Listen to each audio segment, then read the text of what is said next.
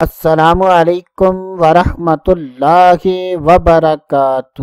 خواب میں تھوکنا، دیوار پر تھوکنا، مسجد میں تھوکنا، زمین پر تھوکنا، گرم تھوک تھوکنا، سرد تھوک تھوکنا، درخت پر تھوکنا، تھوک کا خون آلود ہونا۔ ان تمام خوابوں کی تعبیریں جاننا چاہتے ہیں تو ہماری اس ویڈیو کو آخر تک ضرور دیکھیں۔ جب بھی خوابوں کی تعبیر بیان کی جائے اور اس میں مرد و عورت میں سے کسی کا ذکر نہ ہو تو اس سے مراد مرد و عورت دونوں ہیں۔ حضرت سیدنا ابن سیرین رحمت اللہ تعالی علیہ نے ارشاد فرمایا کہ اگر کوئی خواب میں دیکھے کہ اس نے خواب میں تھوکا ہے تو یہ اس بات کی دلیل ہے کہ خواب دیکھنے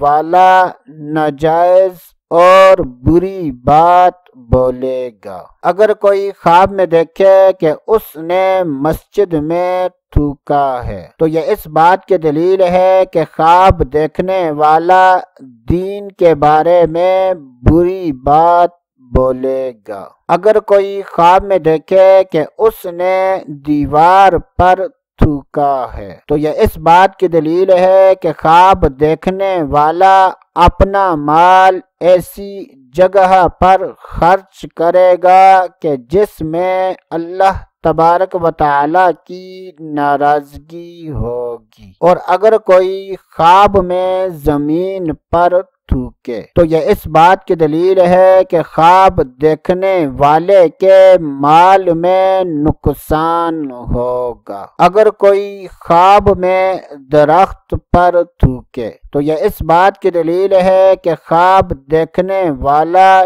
جھوٹی قسم کھائے گا۔ حضرت سیدنا ابراہیم کرمانی رحمت اللہ تعالی علیہ نے ارشاد فرمایا کہ اگر کوئی خواب میں دیکھے کہ وہ گرم تھوک رہا ہے تو یہ اس بات کی دلیل ہے کہ خواب دیکھنے والے کی عمر لمبی ہوگی۔ اور اگر کوئی خواب میں دیکھے کہ وہ خواب میں سرد تھوک رہا ہے تو یہ اس بات کی دلیل ہے کہ خواب دیکھنے والے کے موت کا وقت قریب ہے۔ حضرت سیدنا جابر مغربی رحمت اللہ تعالی علیہ نے ارشاد فرمایا کہ اگر کوئی خواب میں خون آلود تھوک دیکھے تو یہ اس بات کی دلیل ہے کہ خواب دیکھنے والا حرام کا مال کھائے گا اور خواب دیکھنے والا